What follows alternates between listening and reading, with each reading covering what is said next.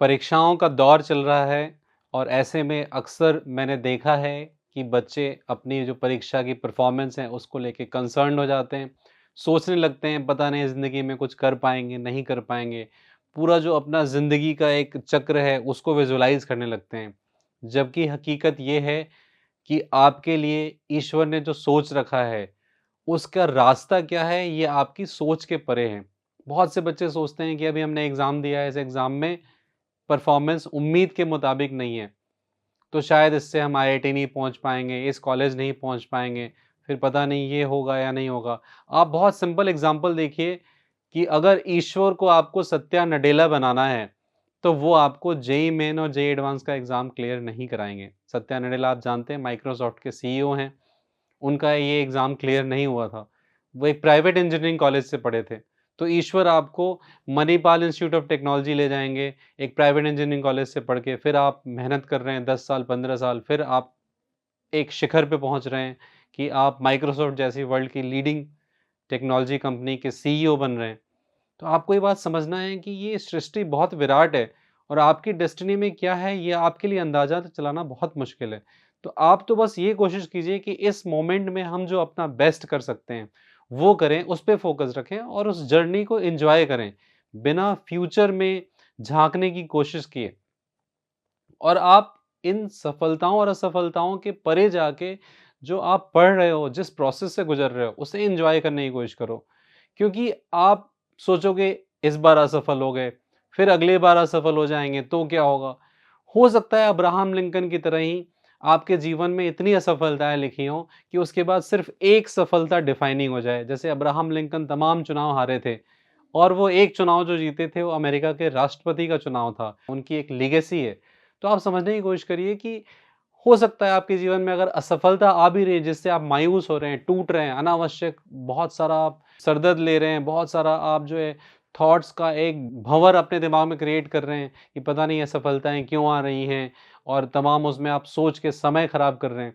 उसकी बजाय आपको सिंपली ये सोचना चाहिए कि हो सकता है ईश्वर ने आपके लिए बहुत बड़ी सफलता सामने रखी हो और उसके लिए जितनी भी असफलताएँ आपको हाथ लग रही हैं, उसकी एक तैयारी हो। क्योंकि 10 असफलताएँ, 20 असफलताओं के बाद भी एक बड़ी सफलता जब हाथ लगती है, वो आपके लिए डिफाइनिंग सक्सेस हो जाता है। वो आपको डिफाइन करता है, आपके एफर्ट्स को डिफाइन करता है, आपकी पहचान एस्टेब्लिश करता है। जैसे अब्राहम लिंकन का एग्ज़ाम्पल है, सत्या नडेला का एग्ज़ाम्पल है, ऐसे बहुत सारे एग्ज़ाम्पल्स हैं। मैंने अपने स्टूडेंट्स में बहुत सारे ऐसे एग्ज़ाम्पल देखे हैं। तो आपको जो अपनी तैयारी है, उसमें अनावश्यक रूप से दिमाग में बहुत सारे यूज़लेस थॉट्स को जो आने देने का रास्ता है, उसको इमीडिएटली बंद कर देना चाहिए, उस रास्ते को खुला नहीं रखना चाहिए और सिर्फ़ सतत अपने काम में लगे रहना चाहिए, बिना सोचे हुए कि आउटकम जो है इससे क्या होगा, क्या नहीं होगा। क्योंकि इसमें हम बहुत समय ख़राब कर देते हैं और कई बार हम बहुत अपसेट फ़ील करते हैं, हम खुद ही को क्वेश्चन करने लगते हैं, अपना कॉन्फिडेंस लूज़ करने लगते हैं। इतनी सारी चीज़ों का स्कोप मत रखिए। ये जो आपका जीवन है, एक स्टूडेंट लाइफ़ जो ये दौर है, ये बहुत एन्जॉयबल है। ख़ास के जो परीक्षाओं की तैयारी में आप लगे होते हैं दिन-रात, वो मोमेंट्स हैं जिसे आप लाइफ़ लॉन्ग चेरिश करेंगे। उसको आपको फुल एन्जॉय करने पे ध्यान देना चाहिए। जब आप स्लॉगिंग करते हैं और जब आप मिडनाइट ऑयल बर्न करते हैं, सुबह जल्दी उठ के आप एक्सरसाइज़ कर रहे हैं, मेहनत कर रहे हैं, फिर लग रहे हैं पढ़ाई में, ये जो एक साइकिल है, इसे आप पूरी लाइफ़ लॉन्ग एन्जॉय करेंगे, याद करके कि हमने उस दौर में कितनी मेहनत करी थी। तो अपना पूरा फ़ोकस उसी बात पे रखें।